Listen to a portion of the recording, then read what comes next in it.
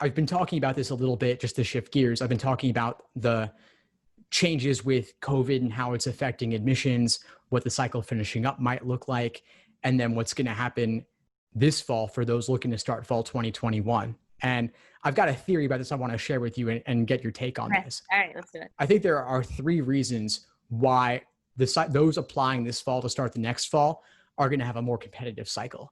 I think the first thing is 2020 is an election year.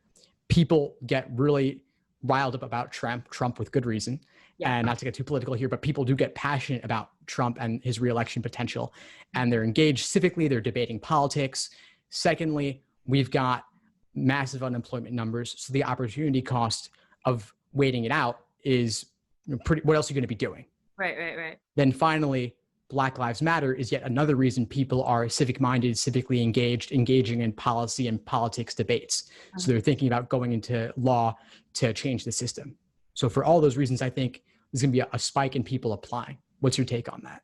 I also think there's going to be a spike in people applying. I think it's going to be a 2-year spike. I think all the reasons that you said are correct. I'm going to add on kind of like what we saw in 2008 with the recession. When the economy goes down, historically, law school applications go up. Now, I think part of me thinks that not the 2020-21 cycle, but the 2021-22 cycle might actually be the more competitive of the two, because I think some people have, maybe lost their jobs or, in this period where they're like, shoot, I have to do something else. But they may not be all together, right? Like to apply this fall, they've just kind of realized that they need to make the shift. And so they're going to be looking towards next year.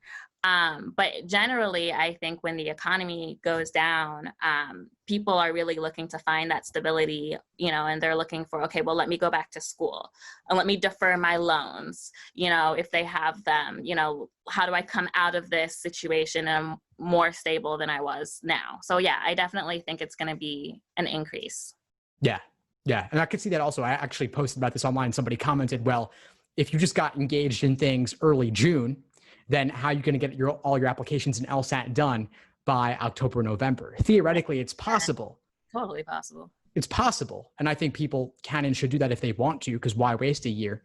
But if people need to retake the LSAT or need some time to get everything together, especially with COVID issues around geography and moving, right. Although law schools might be online, they might want to take a little bit more time to make that happen. So I could see why this would be a 2-year spike. It could be distributed between these 2 years, but with unemployment being so high, I could see a lot of people saying, well, might as well go now and delay things for 3 years.